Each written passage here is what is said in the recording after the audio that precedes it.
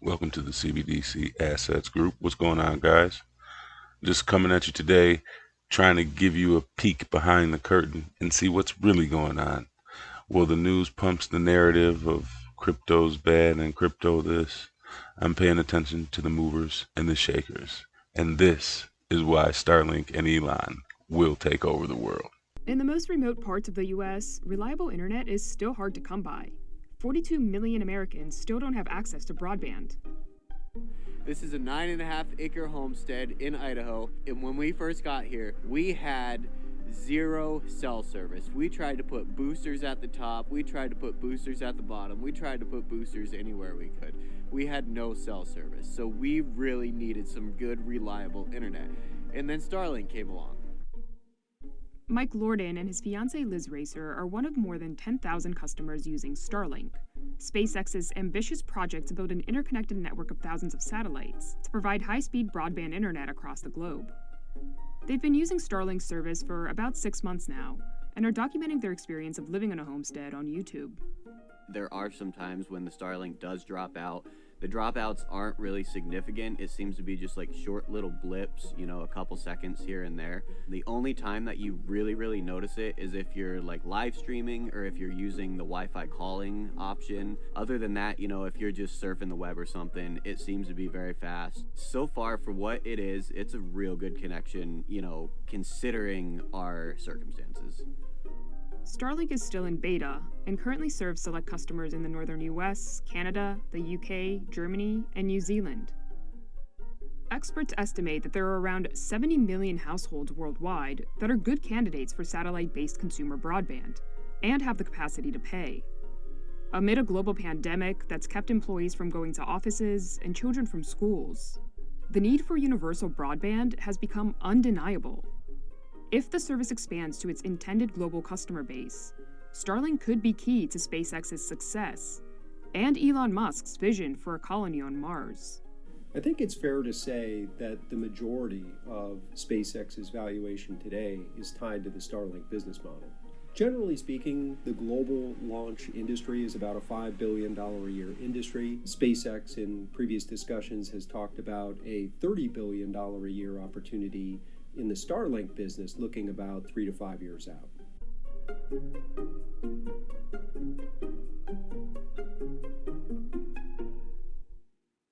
The basis of Starlink's internet service involves 3 components: a satellite dish, ground stations, and the satellites themselves. The service is meant for customers like Lorden and Racer, who live in a sparsely populated area that's not being served by traditional internet companies. Given the high cost of laying cable or fiber, which can be as much as $20,000 a kilometer, terrestrial service providers tend to focus on urban and suburban areas where there's high density. It simply does not make economic sense to reach out to consumers in low density areas. The only option we really considered was we had a local internet company that wanted to come in. They would have had to erect a tower on the top of our mountain. They maybe could have given us 5 megs a second, and it would have been about the same monthly price as the Starlink service. We have other friends that are in similar situations as us, and they have, those other satellite internet providers, and a lot of them are data capped. Most of the rates are real high. Starlink customers pay $499 for the hardware needed to connect to the network, and an additional $99 per month for the service. Currently, there are no data usage caps or contracts. So far, SpaceX has launched over 1,000 satellites into orbit, but the company plans to deploy 4,425 satellites by 2024. By the time that SpaceX is done building out its global Starlink satellite system, known as a constellation, the company will have launched about 12,000 satellites. And although not yet approved by the FCC, SpaceX has requested permission to launch an additional 30,000 satellites, which would bring their total to 42,000. Unlike traditional internet satellites, which are as big as a school bus and orbit at around 36,000 kilometers above Earth's surface, Starlink satellites are much smaller and closer, at about 550 kilometers above Earth's surface. But the satellite's closer placement means they can see less of the Earth at any given point in time, which is why SpaceX needs so many. On the flip side, SpaceX claims that this closer orbit allows the system to have a lower signal delay, known as latency. Latency is important for things like video streaming and gaming, Lorden says speeds vary according to factors like weather, but on average he's been getting speeds of about 75 megabits per second for downloads and around 12 megabits per second for uploads.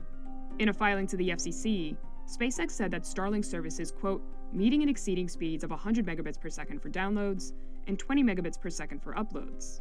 Musk has said that he expects the service will double in speed by the end of the year. To do this, the company is developing a technology known as inter-satellite links. The basic premise is that you have an optical sensor, which is effectively a laser, that points from one satellite and connects to another optical sensor on another satellite and creates this, unseen path from one to the other. That's this stable connection, almost like a wire. And if you have that stable connection, you can drastically increase the speed because you're now moving signal from one satellite to the other at the speed of light rather than the speed of whatever's on the ground.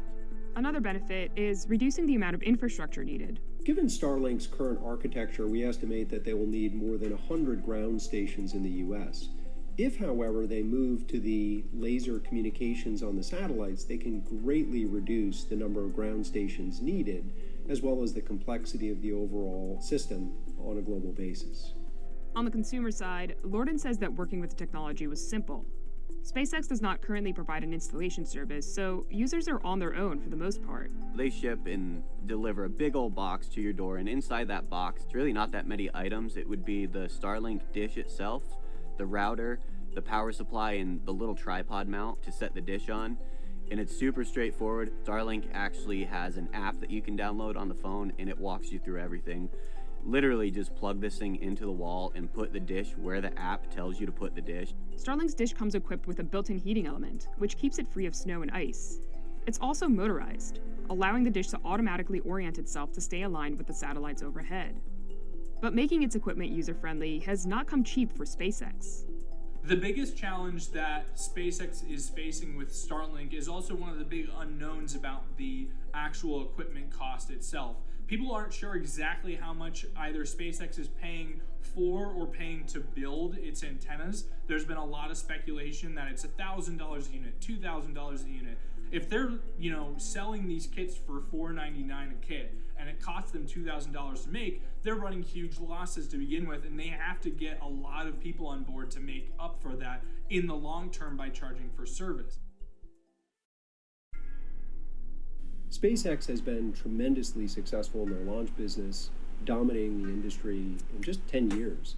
However, the launch industry, global launch industry, is not a large enough market to subsidize Elon Musk's dream of building a colony on Mars. The key to Musk's vision for colonizing Mars is Starship. The massive rocket is meant to be fully reusable and capable of launching up to 110 tons of cargo at once. Though SpaceX has not revealed how much it's spent on the Starship program, in the past, Musk has estimated that it would cost the company about $5 billion to complete. That's where Starlink comes in. The decision to move into Starlink gives the company a market adjacency that's significantly larger in size and has the potential to generate the types of revenues and profits that would be needed for that Mars colony. Earlier this year, a SpaceX job posting revealed that the company is planning to build a factory in Austin, Texas to manufacture its Starlink kits. But although Starlink is initially targeting the consumer market, experts say there's a lot of room for the service to expand. The intended markets for Starlink measure in the tens of billions of dollars, ranging from consumers to enterprises and mobility applications, including vessels at sea and aircraft in flight. Starlink's initial focus on consumers is a byproduct of the way that the satellites are launched and the coverage that they provide. Currently, Starlink is not able to provide an enterprise-grade service, so the company is leading with consumers that are a little bit more tolerant.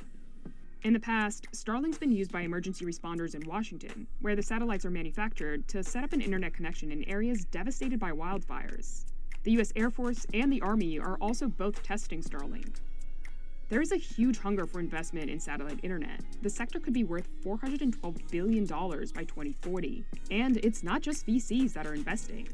Satellite internet is ripe for government subsidies. In Canada, the government of Quebec has invested millions in Telesat. In China, satellite maker ComSat received a massive government investment as part of the country's new infrastructure drive. The US too is betting big.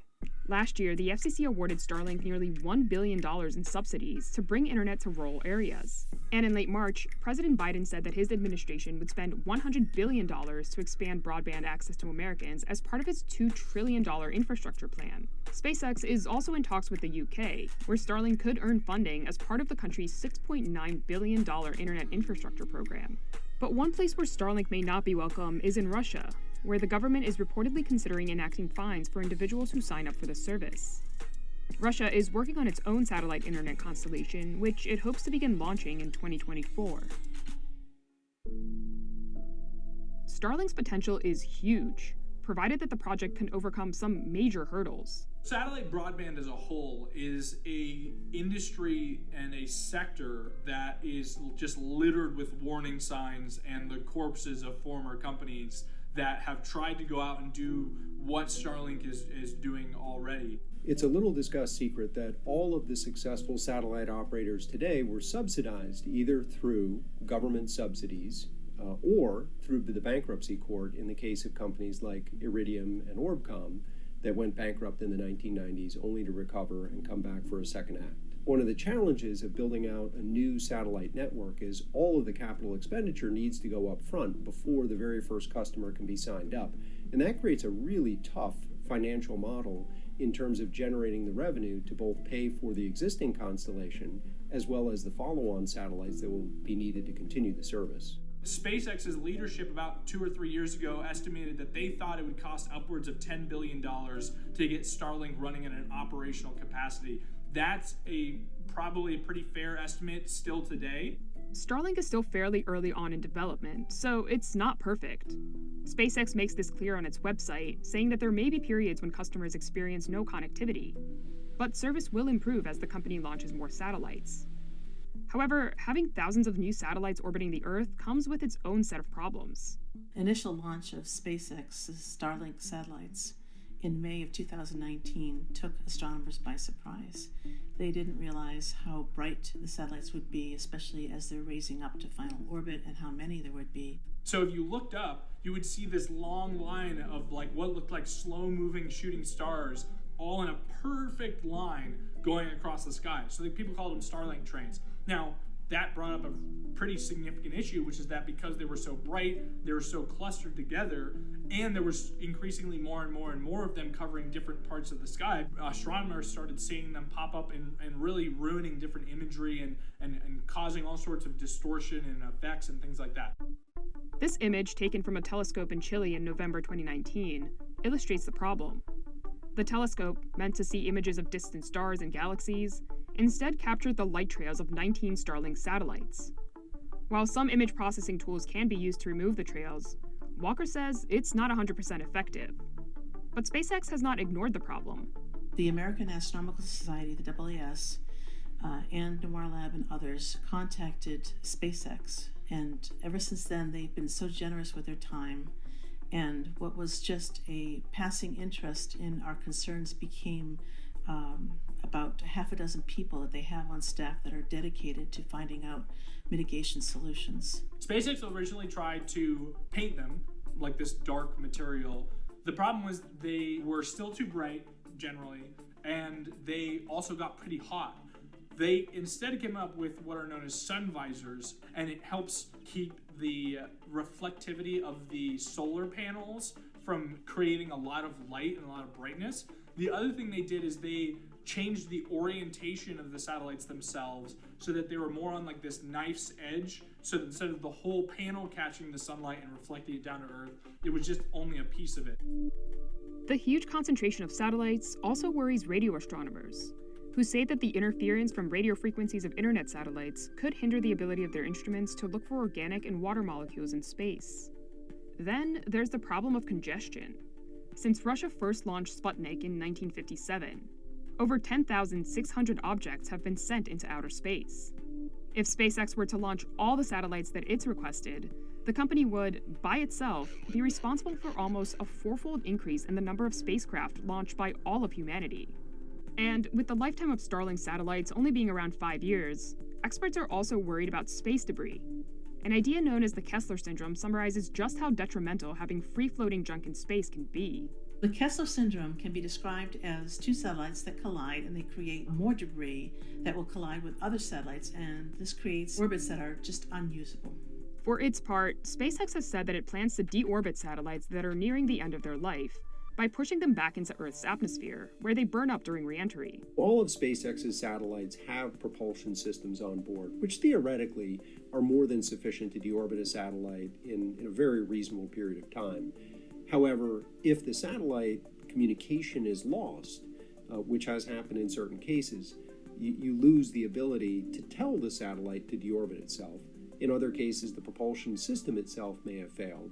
And when you're launching over 4,000 satellites, all it takes is a very small failure rate to create a lot of space debris.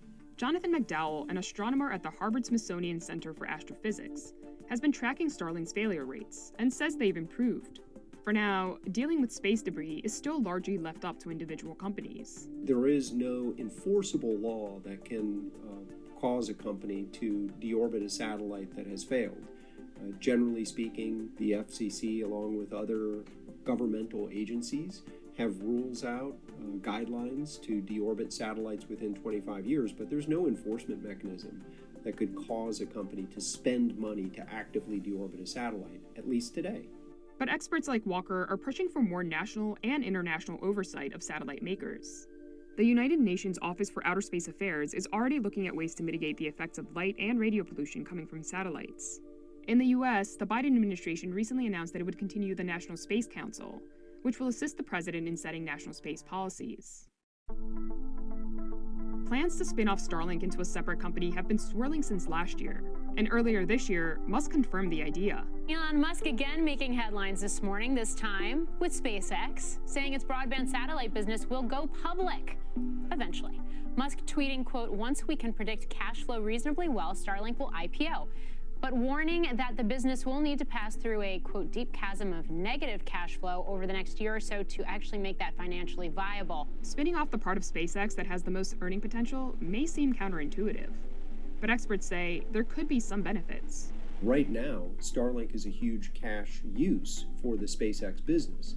And if it were spun out independently and charging back, paying SpaceX for those launches, it would obviously boost the revenues of the remaining SpaceX business. If SpaceX is still the majority owner of Starlink after it spins off, then the company can still see that revenue stream, still see the benefits of that service, but it's then de-risking the overall space company, if you will, by having it operate as this separate business, so that if Starlink does fail or does go bankrupt or something bad happens to Starlink, then it's not damaging the core SpaceX business as much as it would as if it was still in the entire private fold of the company. SpaceX is currently the leader in low Earth orbit satellite internet, but competition is heating up. Amazon has said that it will invest over $10 billion in its satellite internet network known as Project Kuiper. UK satellite maker OneWeb recently launched another 36 satellites into orbit, bringing its total number to 146. The company says it expects to begin limited service by the end of the year, though unlike SpaceX, its service is geared towards enterprise customers. Finally, Canadian satellite company Telesat has said that it will begin commercial services for its satellite internet in the second half of 2023. If Starlink is successful, it may ultimately do more than just fund Musk's vision for a colony on Mars. SpaceX put in these Starlink terms and agreements that there's a bylaws in regards to how their service will be treated for people on Mars. And so SpaceX is already looking down that path and seeing, okay, well, we can have Starlink satellites around Earth in orbit, but then we can also put them in orbit around Mars and then just connect the two and have, this expansive, not just a global satellite system, but a multi-planetary satellite system. But for now, Earthlings are glad that Starlink exists, even if it's not yet perfect. When they first reached out to us, they did label their beta test as the better than nothing beta test. And for people like me, it's 100% better than nothing.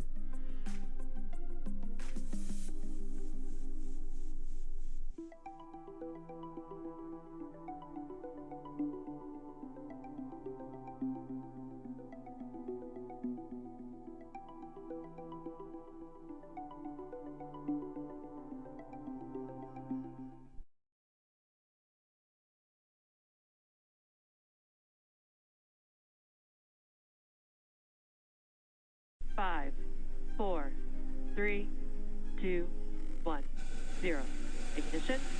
Liftoff of the Falcon 9 and Crew Dragon. Go NASA, go SpaceX, Godspeed, Bob and Doug. In May, millions tuned in to watch NASA and SpaceX make history. So rises a new era of American spaceflight, and with it the ambitions of a new generation continuing the dream. The launch of SpaceX's Crew Dragon capsule to the International Space Station marked the first time that NASA astronauts took off from U.S. soil since 2011. The event also represented the first time a commercially designed and built spacecraft carried astronauts, an achievement that SpaceX and Boeing had vied for years under NASA's Commercial Crew Program. The program was structured as a multi-tiered competition. The goal was to get private sector companies to produce the most cost-effective, innovative, and safe way to get astronauts to the International Space Station, under specific parameters set forth by NASA. In the end, SpaceX and Boeing beat out Sierra Nevada Corporation for the job. The traditional aerospace industry, of course, questioned startup companies like SpaceX. A very senior executive, one of the competitors, told me that SpaceX will never fly. Their rockets are put together with sealing wax and chewing gum. We really had a very healthy competition. For nearly a decade, SpaceX and Boeing have been neck and neck, building and testing their crew transportation systems. But SpaceX's successful launch in May marked a major milestone for the company, leaving Boeing to play catch-up. The launch on May 30th is technically the last test flight before NASA can certify Crew Dragon for consistent operational missions to the space station. The test is scheduled to end on August 2nd, with the return of NASA's astronauts to Earth. On the other hand, Boeing has yet to complete a successful uncrewed test flight after it encountered some issues last year. I'm really quite overcome with emotion this day. It's kind of hard to talk, frankly. It's been 18 years working towards this goal, so it's hard to believe that it's happened.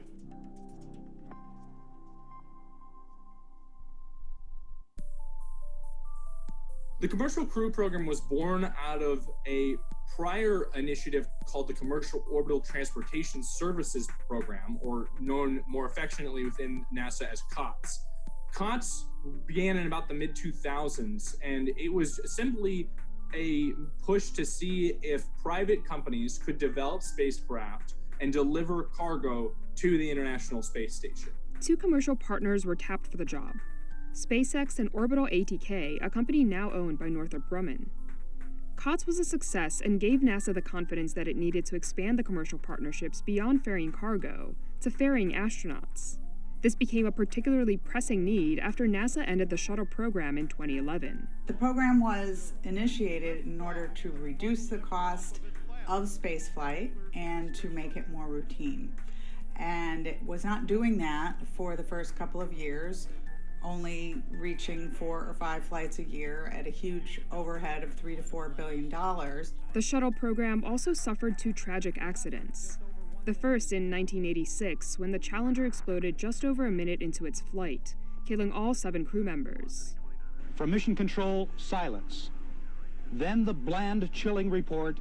We have a report from the flight dynamics officer that the vehicle has exploded. Flight director confirms that. We are looking at checking with the recovery forces to see what can be done at this point.